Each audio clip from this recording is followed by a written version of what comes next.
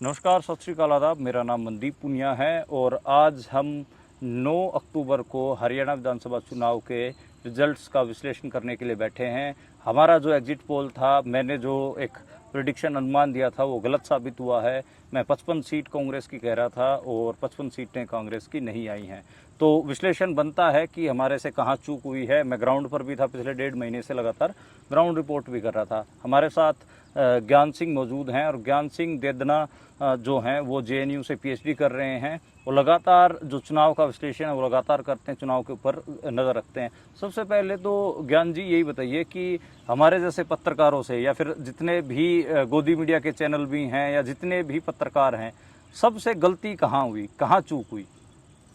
पत्रकारों से कहना कि चूक हुई ये तो अच्छी बात नहीं है। बात है कि परसेप्शन में दो वर्ड निकलते हैं। हाँ। एक कंसेप्शन और एक मिसकंसेप्शन। हाँ। जिसको कांग्रेस हमेशा ही कंसेप्चुलाइज करने की जगह उसको मिसकंसेप्चुलाइज करती है। ठीक है, अगर हरियाणा के इलेक्शन की बात करें तो इसका जो आधार है वो 2000 लोकसभा के रिजल्ट आने के बाद से शुरू हो गया था।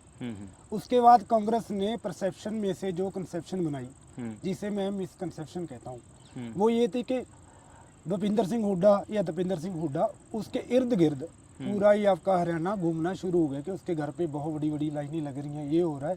इस तरह की एक परसेप्शन बननी शुरू होगी और उसके आधार पे कांग्रेस ने भूपिंदर सिंह हुड्डा और दीपेंद्र सिंह हुड्डा को मान लिया कि ये हमारी नैया पार लगा देंगे। जो मुझे लग रहा है कि ये बहुत बड़ी उनकी चूक थी या मिसकंसेप्शन थी। अच्छा, मैं जैसे थोड़ा डेमोग्राफी के हिसाब से हरियाणा के रिजल्ट को तोड़ता हूँ। ज्ञान जी, आप थोड़ा इसको भी बताइएगा कि इसमें क्या मामला है। हरियाणा में जैसे 3 बेल्ट अगर हम माने, एक तो जैसे जो यमुना नदी के किनारे किनारे उत्तर प्रदेश और हरियाणा का बॉर्डर है और जीटी रोड भी उसके पैरेलली चलता है, वहाँ पर हम देख रहे हैं कि बीजेपी ने वैसी की वैसी बढ़त बनाई है। अगर हम अंबाला लोकसभा की बात करें, वहाँ ज़रूर कांग्रेस को 6 सीटें मिली हैं और एक हिसाब से वो उतना अपना वर्चस्व नहीं, बीजेपी नहीं बना पाई। लेकिन उससे आगे आप देखेंगे, करनाल लोकसभा हो और उससे आगे पानीपत शहर हो या फिर सोनीपत के 6 में से 5 सीटें, सोनीपत तो हुड्डा अपना गढ़ बताते हैं, उसकी 6 विधानसभा सीटों में से 5 जो विधानसभा सीट हैं वो कहीं ना कहीं बीजेपी के खाते में गई हैं। इसके अलावा अहिरवाल की जो बेल्ट है, अहिरवाल में गुड़गांव, रेवाड़ी, महेंद्रगढ़ एक तरफा हमें दिख रहा है कि बीजेपी के पास गया है। फरीदाबाद और पलवल का इलाका भी एक तरफा बीजेपी के पास गया है। तो ये 2 बेल्ट तो मजबूत हुए। सेंट्रल हरियाणा में भी काफ़ी डेंट है, जैसे जो जाटलैंड जिसको कहा जाता है। अब भिवानी जिले की चारों विधानसभा सीटें देखिए आप कि वो कहाँ गई हैं, वो बीजेपी के पास गई हैं। चरखी दादरी और बाडड़ा दोनों जाट बहुल सीटें हैं, दोनों बीजेपी के पास गई हैं। जींद की 5 सीटों में से 4 सीटें बीजेपी के पास गई हैं, चाहे सफ़ीदों हो, उचाना कला हो, नरवाना हो, ये तो जाट बहुल सीटें हैं। हिसार की बरवाला हो, नलवा हो, दोनों जाट बहुल सीटें, दोनों बीजेपी के पास गई। तो जाट लैंड में भी बीजेपी को सीटें गई हैं। तो ये डेमोग्राफी है, ये मैंने आपको डिस्कस की। और जो नंबर है, बीजेपी 48 हो गया, यानी कि 8 सीटें बढ़ी हैं। हालांकि जो 7 सीटें हैं वो कांग्रेस की भी बढ़ी हैं, लेकिन बीजेपी की 8 सीटें बढ़ी हैं। तो इस डेमोग्राफी के हिसाब से मुझे बताइए कि ये असल में इस पूरे डेमोग्राफी के हिसाब से रिजल्ट को कैसे तोड़े, कैसे बांट के देखें? मैं आपसे ये सवाल करता हूँ इसी सवाल में। आपने जाट आंदोलन हो, जाट एजिटेशन हो, उनको बहुत करीब से देखा है और उसमें एक आवाज़ निकलती थी कि जाटों की मजबूरी है कि वो हुड्डा को अपना नेता वैसे दिल से नहीं मानते बट नेता मानते हैं। और वही गलती कांग्रेस ने कर ली। जब दिल से जनता आपको नेता नहीं मान रही या जो भी हो उसमें, मैं आपसे पूछता हूँ कि आपने वो करीब से देखा है, जाट आंदोलन हो और ये जाट लैंड में तो आपकी पत्रकारिता भी आपने काफ़ी की है, तो आपको ग्राउंड बेस से क्या लग रहा था? देखो, हुड्डा तो कोई फैक्टर, मतलब ये नहीं, मैं जैसे जींद में कहो, हिसार में कहो, भिवानी में कहो, तो हुड्डा कोई बहुत बड़ा फेस नहीं है, ये सच्चाई बात है। हुड्डा झज्जर और रोहतक 2 जिलों में मुझे लगता है कि बहुत बड़ा फैक्टर है। लेकिन जैसे बहादुरगढ़ की सीट है, हुड्डा 6 दिन कैंपेन करने गए, फिर भी वो वहाँ पर एक इंडिपेंडेंट जीते और वो इंडिपेंडेंट आज के टाइम पे बीजेपी में चले गए। राजेश जून का नाम है, कांग्रेस वहाँ से आ रही। मांडोठी गाँव में तो दीपेंद्र हुड्डा का विरोध भी हो गया था। सोनीपत जिले को भी अपना क्लेम करते हैं। हालांकि 2019 के जो लोकसभा चुनाव थे उसमें भूपेंद्र हुड्डा बुरी तरह सोनीपत लोकसभा सीट से आ रहे थे, लेकिन इस लोकसभा चुनाव में सोनीपत से इनके सतपाल ब्रह्मचारी चुनाव जीत गए थे, तो इसलिए इनको लग रहा था कि यहाँ पे हमारा दबदबा है। लेकिन आप देखिए 6 में से 5 सीटें जो है हार गए हैं। और अगर मैं कह रहा हूँ कि जो एक सीट जीती है बड़ौदा की, वहाँ पर योगेश्वर दत्त को चुनाव लड़वाया होता, वहाँ पे योगेश्वर दत्त बहुत हद तक अब की बार बड़ौदा से चुनाव निकाल जाते, 6 की 6 सोनीपत की सीटें बीजेपी को जा सकती थी, ये मुझे लगता है। तो एक ये है कि वो जाट नेता तो कभी रहे नहीं, जाटों के उस हिसाब से उनको इवन उनसे तो जैसे जो रीजनलिज्म है, मतलब कि रोहतक की चौधर की वजह से बहुत सारा उनसे गुस्सा रहे हैं, जैसे हिसार का जाट है, जींद का जाट है, भिवानी का जाट है, वो उनसे चिढ़ता है। भिवानी में लीजिए किरण चौधरी जो सुरेंद्र सिंह की पत्नी हैं, चौधरी बंसीलाल के उससे आते हैं, तो वो बहुत बड़े मतलब एक उनको इस इतना तंग किया गया कि वो बीजेपी में आज शामिल हो आप गए। एक चीज और नोट की होगी आपने कि जैसे पंचकुला से लेकर सिरसा तक जो पंजाब हाँ। के साथ साथ वाली वैली घग्गर नदी के घग्गर किनारे। नदी के किनारे किनारे हाँ। जहाँ के नॉन जाट है, हाँ और वहाँ कांग्रेस ने इस बार बढ़त ली है, हाँ, सारी सीटें जीती हैं सारी लगभग। सीटें जीती हैं लगभग। हाँ तो ये एक चीज तो दर्शाता है कि कांग्रेस ने जो मिसकंसीव किया है कि हुड्डा फैक्टर को लेके, हाँ, और जिसको तो कांग्रेस मतलब हुड्डागढ़ में हार हुई है, इसमें कोई कहने में गुरेज नहीं है। 14 में से वो 6 सीटें तो सीधा ही हम गिन ही रहे हैं कि वो हार गए। और अगर हम बात करें इसकी, जो आप बात कर रहे हो घग्गर बेल्ट की, जो पंजाब और हरियाणा बॉर्डर पे जितनी भी सीटें हैं, चाहे गुला हो या फिर टोहाना, रतिया, सिरसा, तो ये सब जो सीटें कांग्रेस ने जीती हैं, डब वाली भी सिर्फ कुछ सौ के मार्जिन से आ रही है, 600 के मार्जिन से आ रही है। 600 कोई बहुत बड़ा मार्जिन होता नहीं है। हाँ, ये बात आपकी सही है कि पंजाब के लगते बॉर्डर पे कांग्रेस जीती है, और वो हुड्डा का गढ़ नहीं है, हुड्डा को कोई वहाँ पे फैक्टर नहीं है। कांग्रेस ने एक चीज नहीं सीखी लोकसभा से, लोकसभा में इसने जाट नॉन जाट की पॉलिटिक्स की है कांग्रेस ने, थोड़ा सा डिसेंट्रलाइज किया है। हाँ और फिर उसी ट्रैप में ये फिर आगे के 2024 के जैसे ही विधानसभा चुनाव आए तो पूरा का इर्द गिर्द हुड्डा के इर्द गिर्द ही घूमा। तो क्या कुमारी शैलजा को आपको लगता है कि उनकी अनदेखी की गई है? बिल्कुल, उस इतना क्या उससे फर्क पड़ा? जैसे दलित वोट बैंक 22% है, अगर हम कुमारी शैलजा की जाति का वोट बैंक भी माने दलित वोट बैंक में, वो भी 11% 12% है। परसेप्शन होती है कि अगर अपना कोई लीडर आता है ना, हाँ। उससे बहुत सारी सीटें बहुत कम मार्जिन से आ रही हैं। हाँ, जैसे 32 वोट से आ रही हैं उचाना से। हाँ। तो ऐसी बहुत सारी सीट थी जो बहुत कम मार्जिन से आ रही। हम्म। अगर आप किसी और लीडर को नॉन जाट या उसको नहीं आगे लेके आओगे तो उसकी कहीं ना कहीं परसेप्शन में या लोगों के मन में कहीं ना कहीं ये बात जाती है कि और कोई लीडर ही नहीं है, हुड्डा हुड्डा हुड्डा हो रहा है। और एक और जो बात निकल के आ रही थी कि ये सच है या झूठ मुझे नहीं पता, बट ये भी था कि सेंट्रल लीडरशिप को भी कहीं ना कहीं थोड़ा किनारे किया जा रहा था। ये परसेप्शन थी कि कहीं हुड्डा नाराज ना हो जाए। आप तो ग्राउंड में रहे हो, पत्रकार हो, आपको शायद ये बात थोड़ा सुनने में आई होगी।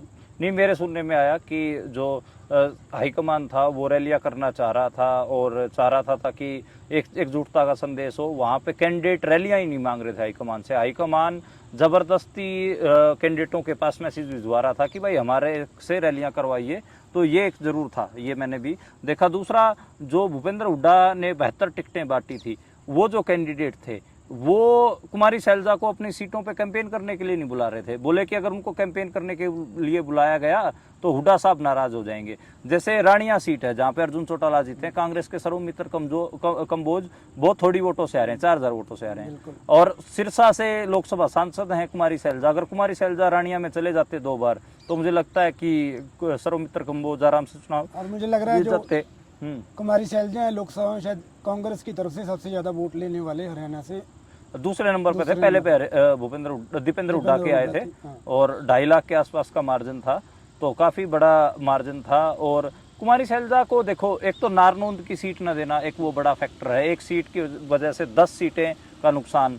दूसरा, उकलाना की सीट अगर कुमारी शैलजा के लिए दे देते तो भी एक बड़ा मैसेज था। उससे जो पास लगती नरवाना सीट है उसके ऊपर फर्क पड़ता। नरवाना से आपको पता है कि वहाँ पर बीजेपी जीती है, जो बिल्कुल जाट डोमिनेटेड सीट है। हालांकि वहाँ पर एक जो इंडियन नेशनल लोकदल से कांग्रेस की ही बागी विद्या रानी खड़े हो गए थे, और वो अच्छा वोट लेके गई हैं।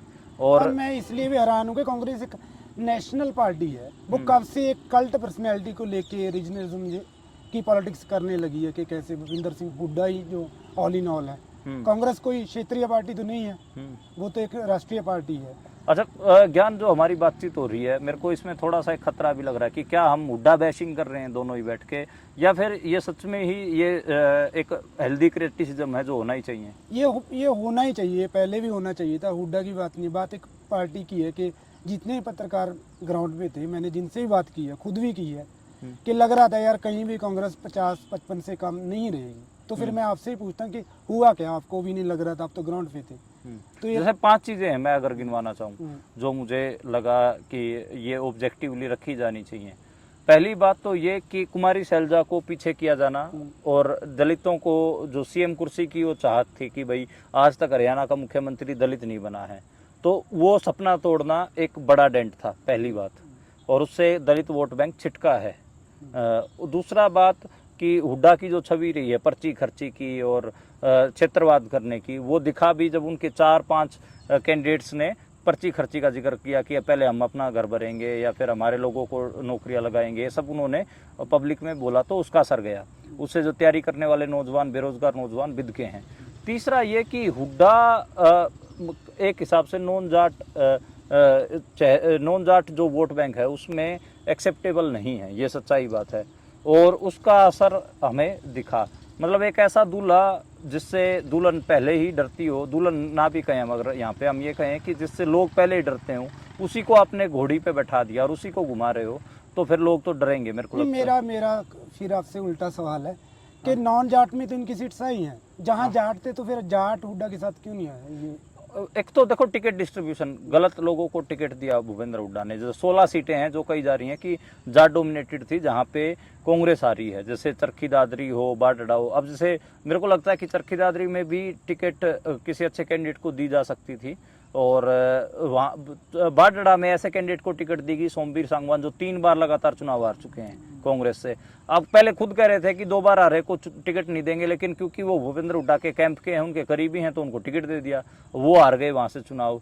तो ऐसे ही आप देखेंगे कि बहुत सारे कैंडिडेट ऐसे थे, जैसे राजेंद्र जून है, सिटिंग गेटिंग के फॉर्मूले से भादरूड से उनको दे दी गई, वो बुरी तरीके से आ रहे हैं। वहाँ पे जो राजेश जून है वो एक बड़े मार्जिन से उन्होंने चुनाव जीता है, तो अब वो बीजेपी की सवारी के साथ सवार हो गए। राजेश जून कांग्रेस से टिकट मांग रहे थे। अच्छा, एक और मेरा जो सवाल वो जैसे हाँ। मध्य प्रदेश हो गया, राजस्थान हो गया, उसमें इन्होंने घटक दलों से अलायंस नहीं किए, जो छोटे छोटे दल थे।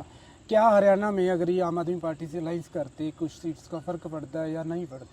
देखो मेरे को लगता है कि थोड़ा मोरल बूस्ट होता और 2-4 सीटों का तो फर्क पड़ता। और जो इंडिया अलायंस का मैसेज था वो भी बड़ा होता, और अगर अरविंद केजरीवाल और बड़े बड़े नेता अखिलेश यादव और भी लोग अगर कैंपेन करने आते, इंडिया अलायंस का चुनाव होता, तो मुझे लगता है कि ये चुनाव और जीत के नजदीक होते। आईएनएलडी को ये साथ ले सकते थे, या आईएनएलडी ने कोशिश की कि आईएनएलडी को साथ लिया जाए। भूपेंद्र हुड्डा ने किसी को भी नजदीक नहीं लगने दिया। इवन सत्यपाल मलिक का मैंने और सौरभ शुक्ला ने रेड माइक के लिए, हम चुनाव के दिन उनसे इंटरव्यू कर रहे थे, तो सत्यपाल मलिक ने बताया कि उन्होंने राहुल गांधी से बात हुई उनकी, राहुल गांधी ने कहा कि आप हमारी हरियाणा में मदद करिए। तो सत्यपाल मलिक ने भूपेंद्र हुड्डा को फोन किया कि आपको मेरी कहीं पे भी जरूरत हो, कोई मेरी रैली करवानी हो, कैंडिडेट्स के लिए वो करना हो, तो मैं हाजिर हो जाऊंगा। भूपेंद्र हुड्डा ने मुड़ के एक बार भी सत्यपाल मलिक को फ़ोन नहीं किया, और जबकि हम सबको पता है कि जो रूरल सोसाइटी है उसमें सत्यपाल मलिक की ठीक ठाक पकड़ है। एक हिसाब से उनको सुनने तो लोग आते ही हैं, अग्निवीर हो या और 4 मुद्दे हों, कश्मीर का हो, पुलवामा का हो, उस पर 4 बातें ठीक ही बताते। जिस तरह की एंटी इनकम्बेंसी थी हरियाणा में, बेरोजगारी हो, फिर फार्मर्स के इशू हो, और फिर महंगाई हो, और भी बहुत सारे इशू थे, और एक ये यूनिक कार्ड कोई इशू था। तो इतनी सारी एंटी इनकम्बेंसी और इतने सारे आपके पास इलेक्शन लड़ने के लिए कारण हो, क्या कांग्रेस उसको कैच क्यों नहीं कर पाई? मेरा आपसे ये सवाल। देखिए, कांग्रेस में जो हुड्डा हैं वो एक ऐसे नेता हैं जो सबसे कम बोलते हैं, वो अपने पत्ते खोलते ही नहीं आखिरी तक। तो पता ही नहीं था कि हुड्डा क्या करेंगे, और आखिरी तक नहीं पता, अब तक नहीं पता कि क्या करा उन्होंने, क्या नहीं करा। चुप बैठे रहते हैं, पत्रकार 4 सवाल पूछते तब वो एक लाइन बोलते हैं, कर देंगे, राज में साझा होगा, बस इसके अलावा वो बोले ही। जो मुद्दे थे उनके लिए वोकल भी नहीं रहे। और दूसरे जो उनकी कोटरी है, जो उनके आसपास जो गुलदस्ता है, उसमें वो जो दूसरी जातियों के लोग हैं उनको स्पेस नहीं देते हैं। ट्रेडिशनल जो आज से 50 साल, जिनने 30 साल पहले, 40 साल पहले जिन्होंने उनके साथ राजनीति शुरू की थी, उन्हीं को ही रखते हैं। नई ऊर्जा को स्पेस नहीं देते। तो नई ऊर्जा आएगी नहीं तो यही होगा। और अच्छा, दूसरा, इस बात में कितना तथ्य है सर? मैं आपकी एक बात काट रहा हूँ कि कहीं ना कहीं एक बात ये घूम रही थी कि अगर 50 से ज़्यादा सीट्स आ गई तो हुड्डा मुख्यमंत्री नहीं बनेंगे। क्या ये एक पॉलिटिकल कॉन्स्पिरेसी थ्योरी थी जिसको खूब बढ़ाया गया, और उस वजह से कई सारी टिकटें भी गलत बांटी हैं हुड्डा ने। जैसे राय की टिकट है, अपनी रिश्तेदार कृष्णा गहलोत, उनके बेटे की जो साली हैं, उनकी सास हैं वो, तो कृष्णा गहलोत को जिताने के लिए उन्होंने एक हिसाब से वहाँ पर एक कमज़ोर कैंडिडेट को टिकट दिया, वहाँ से जो ओरिजिनल कैंडिडेट थे जयतीर्थ दहिया कांग्रेस के, वो बीजेपी में चले गए, मौके पे छोड़ दिया उन्होंने, और एक इंडिपेंडेंट भी भूपेंद्र हुड्डा ने खड़ा कर दिया ताकि कृष्णा गहलोत बीजेपी के लिए आसानी हो। कृष्णा गहलोत जीत गई वहाँ से, लेकिन आपकी हुड्डा साहब की एक सीट तो कम हुई ना। ऐसा बहुत खेल किया उन्होंने। तो मुझे लगता है कि ये तो है कि उन्होंने कई सारे इंडिपेंडेंट खड़े किए, ऐसे इंडिपेंडेंट खड़े किए जिनके खड़ा करने की ज़रूरत है। जैसे उचाना में उनके समर्थक वीरेंद्र गोगड़िया हों, दिलबाग संडील हों, या फिर एक दो कैंडिडेट और हैं, वो खड़े हो गए निर्दलीय। 32,000 वोट ले गए निर्दलीय कैंडिडेट उचाना में, और सिर्फ 32 वोटों से जो है ब्रिजेंद्र सिंह वहाँ से चुनाव हार गए। कहाँ 32,000 और कहाँ 32 वोटें। तो ऐसा तो हुआ है कि हुड्डा ने जो कैंडिडेट हैं वो निर्दलीय खड़े करे हैं, उन्होंने बहुत सारी जगह पे खड़े किए हैं। अच्छा, एक और मेरा सवाल है कि हुड्डा के नाम पे कांग्रेस 2 इलेक्शन इससे पहले हार चुकी है बुरी तरह से। अब तीसरा आ रही है। हाँ, तो कांग्रेस की इतनी क्या मजबूरी रही है, मतलब हुड्डा के इर्द गिर्द, और ये लोकसभा में ये नॉन जाट इन्होंने पूरा अच्छी पॉलिटिक्स की है कि कांग्रेस ने। देखो 2005 से पहले हरियाणा में कांग्रेस को समझो, कांग्रेस बेसिकली नॉन जाटों की ही पार्टी होती थी। जाटों की पार्टी इंडियन नेशनल लोकदल थी। जैसे ही भजनलाल जो थे वो अपने आप को नॉन जाट पॉलिटिशियन ही बताते थे, लेकिन वो अपने इर्द गिर्द 2-4 बड़े जाट नेताओं को रखते थे, जैसे चौधरी बीरेंद्र हो गया, शमशेर सिंह सुरजेवाला हो गए, वो अपने इर्द गिर्द रखते थे, जिससे वो एक सुंदर गुलदस्ता दिखता था। ठीक है, अब मुझे लगता है कि उसके बाद वो रखते नहीं हैं। मतलब 2005 के बाद पॉलिटिक्स चेंज हुई, भूपेंद्र हुड्डा आए। भूपेंद्र हुड्डा ने अपने आप को जाट लीडर, जैसे इंडियन नेशनल लोकदल को खत्म करने के लिए अजय चौटाला या फिर ओम प्रकाश चौटाला के जो वोट बैंक थे उसको खींचने के लिए उन्होंने अपने आप को जाट लीडर के तौर पर प्रेजेंट किया, और उसका नतीजा रहा कि 2009 में ही उनको बहुमत नहीं आया था, 40 सीटें आई थी। तो जो भजनलाल की पार्टी थी, जो उन्होंने हरियाणा जनहित कांग्रेस, उसके 6 MLA आए थे, उनके 5 MLA इन्होंने तोड़ के सरकार बनाई थी। तो उसके बाद 2014 में जो हश्र हुआ वो आपने देखा ही, 2019 में भी जो हश्र हुआ वो भी आपने देखा, और 2024 में भी हुआ। तो बेसिकली आप इंडियन नेशनल लोकदल के जो एक हिसाब से पॉलिटिक्स करने लग गए, और इंडियन नेशनल लोकदल जैसे एक परिवार की पार्टी थी और उसमें ही एक परिवार की चलती थी, वैसे ही आपने कांग्रेस को बना दिया। कांग्रेस जो नॉन जाटों की पार्टी थी, जिसमें सभी जाति धर्मों के लोग थे, उनको एक हिसाब से कॉर्नर किया। राव इंद्रजीत अहिरवाल के बड़े नेता, उनको कांग्रेस छोड़ने पे मजबूर भूपेंद्र हुड्डा ने किया। वो अब 2024 के चुनाव में, विधानसभा चुनाव से पहले कांग्रेस में आना चाहते थे, लेकिन भूपेंद्र हुड्डा ने अड़ंगा अड़ाया। राहुल गांधी की टीम ने कहा कि जैसे ही राहुल गांधी से मिले राव इंद्रजीत, तो राहुल गांधी की टीम ने कहा कि आप इनको तुरंत ज्वाइन करवा लीजिए कांग्रेस में, लेकिन भूपेंद्र हुड्डा ने अड़ंगा अड़ा दिया। वो एक दिन लेट हो गए, एक दिन लेट हुए तो नरेंद्र मोदी उनको ले उड़े। तो एक हिसाब से अगर राव इंद्रजीत 2024 के इस विधानसभा चुनाव में कांग्रेस में होते तो मुझे लगता है कि रिजल्ट ही अलग होने थे। तो अच्छा, और किरण चौधरी को उन्होंने छोड़ने पे मजबूर किया। तो ऐसे बहुत लंबी फेरिस्त है। अशोक तंवर को जो 2018 में टाके आए सर में, उनको छोड़ने के लिए मजबूर किया गया। वो हम सबको पता है। ये मैसेज दलित काफी नाराज हुआ 2019 में कांग्रेस से विधानसभा चुनाव में। तो ये एक बात है कि हुड्डा आइडियोलॉजी की पॉलिटिक्स नहीं करते हैं, बल्कि एक कल्ट फिगर ऐसा बताते हैं कि मतलब ऐसे पॉलिटिक्स करते हैं कि जैसे मेरे घर से राजनीति चलेगी और मैं भगवान हूं, मैं जिसको टिकट दे दूंगा, जिसके लिए मैं रैली कराऊंगा वो जीत जाएगा। ऐसा हुआ नहीं। उसका आपने सोनीपत में देखा, उनका गढ़ 6 में से 5 सीटें हार गए। जींद में आप देखिए 5 में से 4 सीटें हार गए। ठीक है, आप दादरी की दोनों सीटें हार गए, बाडड़ा और दादरी, और आप भिवानी की चारों की 4 सीटें हार गए। तो ये एक मामला है, सिर्फ एक लोहारू सीट जीते हैं वो। तो ये एक मामला है, मुझे लगता है कि जिसके ऊपर बात होनी चाहिए। झज्जर की भी एक बहादुरगढ़ सीट हार गए आप, जबकि बहादुरगढ़ में आप 6 दिन लगातार कैंपेन करने गए। तो और कई सीटें ऐसी हैं जो जाट लैंड में भी जो कांग्रेस ने जीती हैं, वहाँ पर बीजेपी ने जाट कैंडिडेट को टिकट दे रखी थी। अगर नॉन जाट को टिकट दे देते वहाँ पे तो वो सीटें भी आते। जैसे बड़ौदा है, योगेश्वर दत्त चुनाव लड़ते तो बड़ौदा नहीं जीती जानी थी। कपूर नरवाल में और इंद्राज भालू में वोटें डिवाइड होती और योगेश्वर दत्त बीच से निकल जाते। मैम की सीट पे भी अगर दीपक निवास हुड्डा की जगह बीजेपी किसी नॉन जाट को टिकट दे देती तो मैम की सीट भी कांग्रेस हारती। तो ये बहुत सारी चीज़ें हैं सर, बिल्कुल आप सही कह रहे हैं। और बेरी की सीट है, यहाँ किसी नॉन जाट को टिकट दे देते रघुबीर खाद्यान के खिलाफ, तो भी चुनाव वैसा नहीं होना था जैसा जितना 35,000 से उनको जीत हुई है। तो ये चीज़ें हैं, मतलब अब दिख रहा है कि हुड्डा ने एक हिसाब से, हुड्डा का जो जेस्चर था, हुड्डा ने एक हिसाब से जाट की इतना लाउड जाट करवा दिया उनके इर्द गिर्द की कोटरी ने, उससे सब जो दूसरी बिरादरियां हैं जाट लैंड से ही हार गई, बहुत ज़्यादा बुरी तरीके से आ रहा है। और खुद जाटों को भी बिदका दिया हुड्डा ने, क्योंकि एकदम से वो ऐसे बात मतलब किसी की सुनते ही नहीं थे, कोई मिलने जाता था उससे मिलते भी नहीं थे, ऐसे कर देते थे, हाथ खड़ा कर ये देते तो थे। मैं पहले ही शुरू किया था कि लोकसभा के रिजल्ट आने के बाद ये हुड्डा ये पूरा शुरू हो गया। उनके घर के अंदर इतना मेला लगना शुरू हो गया, तो वहीं से इसकी नींव रखी गई कांग्रेस की। जो हमने बात शुरू की थी ना कि परसेप्शन से इन्होंने कंसेप्शन नहीं बनाई, उसको मिसकंसेप्शन उसमें से निकालनी।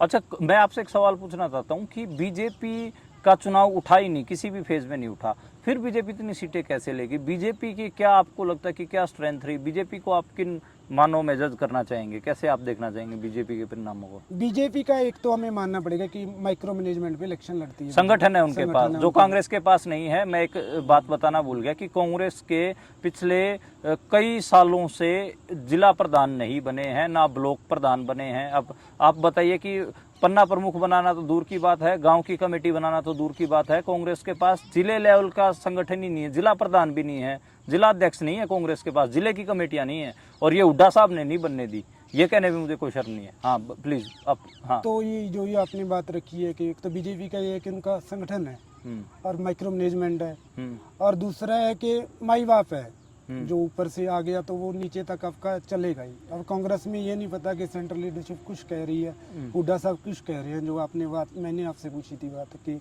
बहुत सारी नेशनल लीडरशिप की रैलीज नहीं हुई यहाँ कि हुड्डा साहब नाराज ना हो जाए। तो अगर ऐसा इनडिसिप्लिन रहेगा तो पार्टी में डिसिप्लिन नाम की कोई चीज़ तो होनी चाहिए।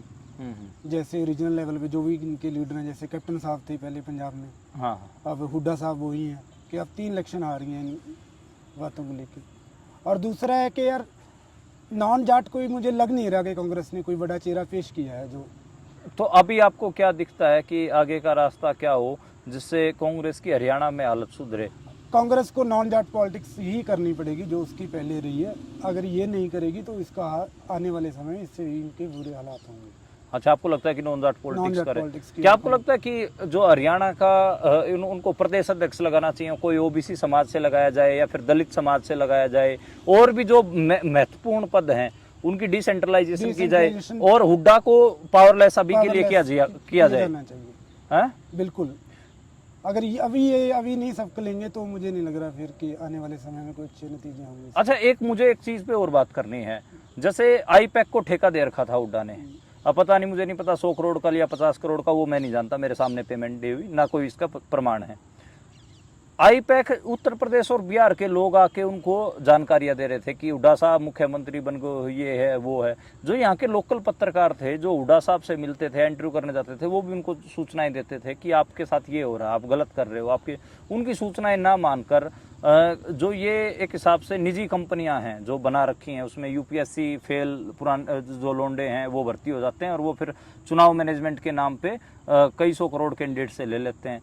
इनके ऊपर जो हुड्डा साहब ने एकदम सारा छोड़ दिया, खुद कोई काम ही नहीं किया। और दूसरा, जो सुबह 2 ही हेलीकॉप्टर उड़ते थे, एक दीपेंद्र हुड्डा का और एक भूपेंद्र हुड्डा का। दीपेंद्र हुड्डा की Twitter post, Facebook post, social media की जितनी पोस्ट देखें, घुमा दिया ने सिस्टम ऐसी इस किस्म की थी, और वो ऐसे हेलीकॉप्टर में भाग के चढ़ रहे हैं दिखाने की, और बहुत बड़े नेता वो ऐसे हाथ हिला रहे हैं, जनता पागल हो जा रही है उनके पीछे, ऐसी जो छवि बनाने की कोशिश। और जो मुहावरे थे, सर हुड्डा अब की बार भाई हुड्डा साहब का राज आ रहा है, राज में साझा करेंगे, ये चीजें भी आपको लगता है कि ये चीजें ना नेगेटिव गई हैं? एक तो ये हुड्डा साहब का जो राज आ रहा है, जो नॉन जाट या इवन जाट भी, ठीक है। दूसरा यार, अगर 2017 का ना इलेक्शन था, आम आदमी पार्टी पंजाब में इस तरह ही लग रही थी कि आपका ग्राउंड पे कुछ नहीं है, आपके पूरे जो भी आ रहे हैं बाहर से लोग आ रहे हैं जिनको ग्राउंड का पता ही नहीं है। इवन हरियाणा की तो अपनी एक लैंग्वेज है जो उसका वहाँ के लोकल पत्रकार या लोकल लोग ही समझ सकते हैं, उनकी हाजिर जवाबी। और इस चीज़ का तो नुकसान हुआ ही है। लग ही नहीं रहा था, मतलब बहुत सारे लोग बोल रहे हैं कि इलेक्शन हो रहा है, अगर हरियाणवी फ्लेवर नहीं आ रहा तो लग ही नहीं रहा कि हरियाणा में इलेक्शन हो रहा है, और वो मिस था। अच्छा, एक मुझे ये बताइए कि चलिए एक बात हुई कि दूसरा जो इंडिपेंडेंट्स का रोल है, 17-18 सीटें ऐसी हैं जहाँ पे इंडिपेंडेंट्स तीसरे नंबर पर हैं, और वो जो हार का डिफरेंस है उससे जो कांग्रेस के सेकंड नंबर पे कांग्रेस है उसको बहुत ज़्यादा है नंबर है। ये तो वही टिकट बंटवारे की जैसे आप बात कर रहे हैं। दूसरी बात है, क्या आपको लगता है कि हुड्डा को 72 टिकटें नहीं बांटने देनी चाहिए थी? बिल्कुल भी नहीं, ऐसा होना नहीं चाहिए था। पार्टी को कुछ डिसीजन पार्टी के फेवर में लेने चाहिए थे। मतलब 72 सीटें बहुत ज्यादा हैं। लेकिन वो हाईकमान से भी जो टिकटें आई, पराग शर्मा की और रोहित नागर की, वो 5-5, 6-6 हजार वोट मिल रही है उनको। उनको कौन सा ज़्यादा मिली? नहीं, हाईकमान की बात नहीं कर रहा हूँ, हुड्डा ही अकेले नेता नहीं है हरियाणा में। जैसे कुमारी शैलजा की हम बात कर रहे थे, तो ऐसे जो भी लीडर हैं कि उनसे यार, जो भी उनके लोकल लीडर हैं उनसे तो कुछ ना कुछ कंसिडर किया जाना चाहिए था। ये थोड़ी लग रहा था कि हुड्डा कोई चमत्कारी हैं कि इलेक्शन हुड्डा खड़े हो गए तो हुड्डा बाबा जी और जी जाएंगे। एक कॉन्स्पिरेसी थ्योरी और चलती है, या फिर पता नहीं कि इसमें दम है या नहीं है, कि हुड्डा साहब कांग्रेस को फंड कर रहे हैं, इसलिए हुड्डा साहब को आगे रखना कांग्रेस की मजबूरी थी। ये तो चल हम कुछ कह नहीं सकते इसके बारे में, हुड्डा साहब बड़े आदमी हैं पैसे तो, बट ये तो चलो मैं इससे तो कुछ कह नहीं सकता कि फंड कर रही थी या नहीं कर रही थी। नहीं, ये रिसोर्सेज का बड़ा मामला होता है। कहते हैं कि जो और नेता उनके पास तो रिसोर्सेज है नहीं। 10 साल हुड्डा साहब चीफ मिनिस्टर रहे हैं तो उनके संपर्क भी हैं, कॉन्टैक्ट्स हैं, चंदा भी दिलवा सकते हैं, वो वैसे भी पैसे स्पेंड कर सकते हैं। ये बड़ा, ये तो दिखा है, चंदा के बिना इलेक्शन नहीं लड़ा जाता। इलेक्शन बड़ा इलेक्शन होता है स्टेट का, कहीं ना कहीं इसमें दम होगा, बट मुझे इसकी कोई जानकारी नहीं है ऐसी। तो ख़त्म करते हैं बातचीत को। मेरे हिसाब से मोटा मोटा जो बातचीत का क्रक्स सार है वो हुड्डा साहब के आके ऊपर टिकता है कि हुड्डा बहुत ज़्यादा हुई। जैसे हमारी बातचीत में बहुत हुड्डा हुई है, ऐसे चुनाव में बहुत हुड्डा हुई, जिससे जो वोटर्स थे वो भी विद गए, इवन जाट्स भी विद गए। दूसरा, भूपेंद्र हुड्डा के जो बॉडी के जेस्चर्स थे वो उसकी भी दिक्कतें, पावर डिसेंट्रलाइज नहीं कर पाई, और कुमारी शैलजा और जो दलित वोट बैंक है उसको राजी कांग्रेस नहीं कर पाई। कुमारी शैलजा को अनदेखा नहीं किया जाना चाहिए था। हर कैंडिडेट को कुमारी शैलजा की रैलियां करवानी चाहिए थी अगर वो सियाने होते। अरे हुड्डा साहब नाराज हो जाएंगे अगर कुमारी शैलजा की रैली करवा दी तो। अब जनता तुमसे नाराज हो गई है, जनता ने आपको वोट नहीं दिए हैं। तो ये मेरे को लगता है कि बड़ी चीजें कुमारी हैं। शैलजा भी राहुल गांधी की ज्यादा रैली होनी चाहिए, प्रियंका गांधी की जो नेशनल लीडरशिप है उसकी, तो इसकी कमी कहीं ना कहीं रही है। ये हुड्डा ये लोकसभा के रिजल्ट के बाद ही शुरू हो गया था, और उसका फल है जो हमारे सामने है उस बीज का। जी शुक्रिया ज्ञान, और आगे भी हम कोशिश करते रहेंगे कि ऑब्जेक्टिव विश्लेषण आप तक पहुंचा सके।